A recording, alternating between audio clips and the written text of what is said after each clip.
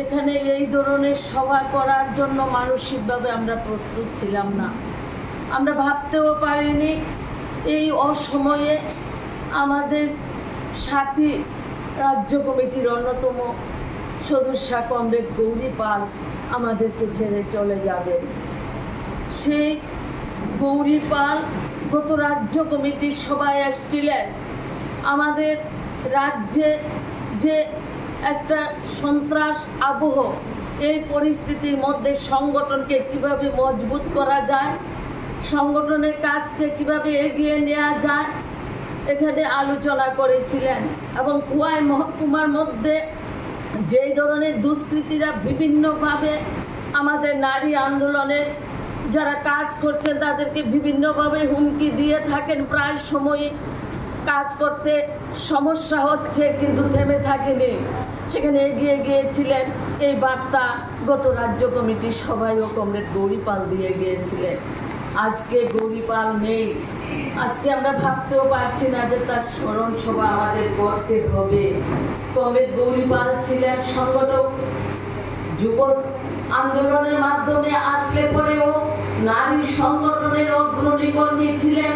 প্রশাসনের দায়িত্বের সঙ্গে আমাদের সংগঠনের কাজে কোনো ঘাটতি ছিল না।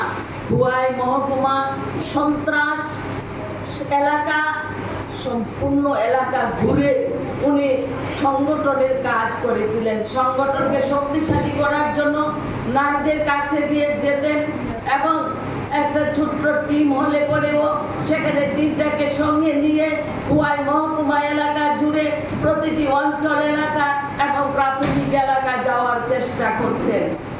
এই অবস্থার মধ্যে থেকেও আমরা এই বছর সম্মেলন করব, ইউনিট সম্মেলন, বেশ কিছু ইউনিট সম্মেলন কমরেড গৌরী পাল সেখানে উদ্যোগ নিয়ে নারী কমরেডদেরকে নিয়ে এই কাজগুলো শুরু করেছিলেন, শেষ করে যেতে পারিনি। আমরা গভীর মর্মাহত রাজ্য কমিটি, আমরা সমবেদনা জানাচ্ছি কমরেড গৌরী পালের স্বামী, মেয়ে সহ পরিবার পরিজনদের প্রতি সমবেদনা জ্ঞাপন করছি। এবং গৌরী পালের স্মরণ সভায় দাঁড়িয়ে আমরা নিজেদেরকে সেভাবে আরো বেশি করে আমাদের প্রতিজ্ঞা নিতে হবে। কমরেড গৌরী পাল এই সংগঠনের কাজ করতে করতে শেষ পর্যন্ত, নিঃশ্বাস পর্যন্ত, যেদিন প্রয়াত হয়েছেন সেদিন সকালেও সংগঠনের কাজের খবর দিচ্ছিলেন, বিভিন্ন অঞ্চলে যোগাযোগ করছিলেন। তার যে সেই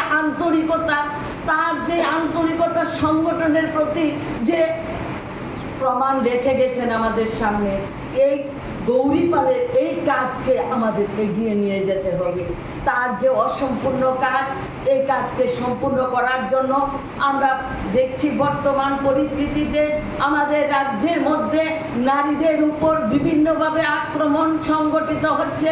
খোয়াই মহকুমা এলাকায়ও যদি কোনো ঘটনা ঘটত, সঙ্গে সঙ্গে কমরেড গৌরী পাল তারা একটা টিম হিসাবে তারা যোগাযোগ করতেন, আক্রান্তের বাড়িতে যেতেন, হাসপাতালে যেতেন, আক্রান্তকে আর্থিকভাবেও কিছু সাহায্য করার চেষ্টা করতেন এবং থানায় ডেপুটেশন দিতেন। এটা আমাদের গোটা রাজ্যে চলছে। গৌরী পালও এই কাজ করেছিল। তাই গৌরী পালের আজকে এই স্মরণ সভায় আমরা সেখানে প্রতিজ্ঞা নেব যে আমাদের সামনে যত বাধা বিপত্তি আসুক না কারণ আমাদের সংগঠনকে এগিয়ে নিয়ে যেতে হবে।